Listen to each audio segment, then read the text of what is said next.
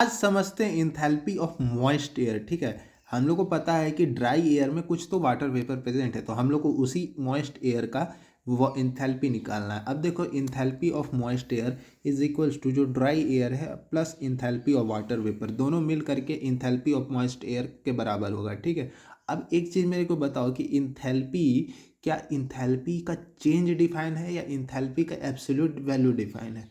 Normal सब concept है ना कि enthalpy, you can't define enthalpy directly. अगर कोई बोले कि इस टेम्परेचर पे इंथैल्पी बताओ, देन ही इज रॉन्ग, क्योंकि इंथैल्पी का एब्सोल्यूट वैल्यू डिफाइन ही नहीं है। इंथैल्पी का चेंज डिफाइन है, इंटरनल एनर्जी का चेंज डिफाइन है, एंट्रोपी का चेंज डिफाइन है। ठीक है, बट अगर आपसे पूछता है कि tell me the entropy of glass of water at this temperature, then at that case you have to take a reference, and that reference is nothing but the triple point of water, that is 0.01 degree Celsius. आपका steam table जो बना है उसमें absolute value of enthalpy entropy कैसे define किया गया है, सब ट्रिपल पॉइंट को रेफरेंस लेकर किया गया है। ठीक है, और वहाँ पे हम लोग ने एंथैल्पी को जीरो मान लिया गया। अब ये जो ट्रिपल पॉइंट वाला लाइन है 0.6 किलो पास्कल, इसके अलोंग अगर हम लोग मूव करें, सपोज करो हम लोग को मॉइस्ट एयर है यहाँ पे है, ठीक है, हमारा मॉइस्ट हम लोग को जो भी है, ठीक है, यहाँ पे अब हम लोग को इसका हम लोग को निकालना है। ठीक है, एंथैल्पी, तो हम लोग इस ट्रिपल प्रेशर वाले लाइन पर मूव करेंगे और फिर ऐसे चले जाएंगे। ठीक है, तो ये देखो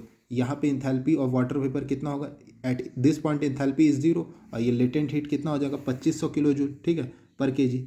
ठीक है, और ये क्या है, ये सुपर हीटेड वाला लाइन है। ठीक है, वेपर सुपर हीटेड वेपर वाला लाइन, तो यहाँ पे c p v into t minus 0.01, 0.01 तो बहुत स्मॉल है ना, तो इसको नेग्लेक्ट कर देते हैं। ठीक है, तो c p v 1.88 into t. ठीक है, वन एट दिस प्रेशर जो सी पी वेपर का जो सी पी होता है वो होता है 1.88। ठीक है, हाँ, तो ये मेरे को इंथैल्पी ऑफ वाटर वेपर पता लग गया। अच्छा, एक्चुअली में पॉइंट यहाँ पर है, पर यहाँ से यहाँ मूव करने में कोई टेम्परेचर डिफरेंस है ही नहीं, c p delta t zero हो जाएगा। ठीक है, तो ये उससे कोई फ़र्क नहीं पड़ रहा है। ठीक है, मतलब जो इंथैल्पी यहाँ पे है वही इंथैल्पी यहाँ पे भी है। ठीक है,